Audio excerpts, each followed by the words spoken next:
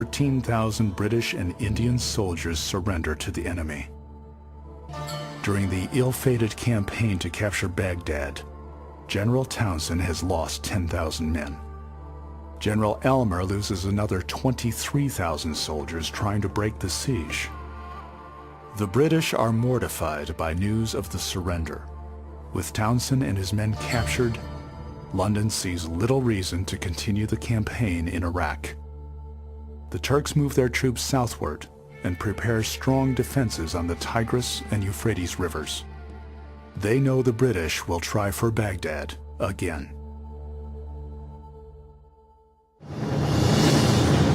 After the British failure at Gallipoli, another plan is developed to attack the Ottoman Empire from Egypt, advance from the Suez Canal, across the Sinai Desert, and move up the coast of Palestine.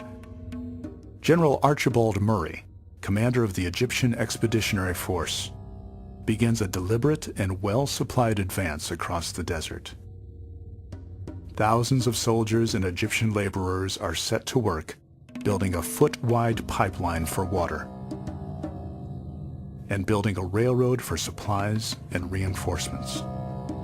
The British have erected a complete system of defense to the east of the canal and are awaiting us there with a force many times superior to our small expeditionary force. The British, with an impregnable defense, now take the initiative in a great strategic maneuver designed for total victory. General Murray finally decides to advance across the Sinai and attack the enemy in Palestine. The Desert War has begun. For the soldiers, desert warfare offers a test of endurance that has no equivalent on the Western Front. It is hard to keep marching in the right direction over a featureless landscape. The country is built for defense, and the enemy makes great use of their advantage. The British soldiers march with heavy packs under a burning sun and walk over soft, heavy sand that literally takes the boots right off their feet. Most of these British soldiers have this thirst that they can never get over. You can read their memoirs and they talk about how important water suddenly was. You know, one says he can't stand a leaky faucet later on. It's a waste of water. But I mean, the hardships were quite extraordinary. And I think it's really unfair to these soldiers to think that they had an easy time of it, when they obviously don't.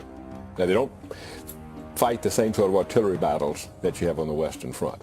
And quite frankly, you were more likely to survive the war if you were in this particular theater. But the physical hardships and the fact that you can't go home, in some respects, balances all of this out. It takes 6 long months for the Expeditionary Force to move across the Sinai. The Ottoman Fourth Army has dug in on a strong defensive line, running from Gaza by the sea to the town of Beersheba.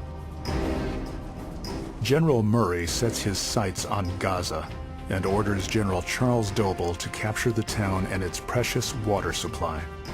Doble has a massive number of troops at his disposal, including the mounted Desert Column. While it provides a strong and mobile force to use against the Turks, the Desert Column also creates the tremendous problem of 10,000 horses that also need water to survive. Water wells are in Gaza. If the British are to succeed, the town must be taken.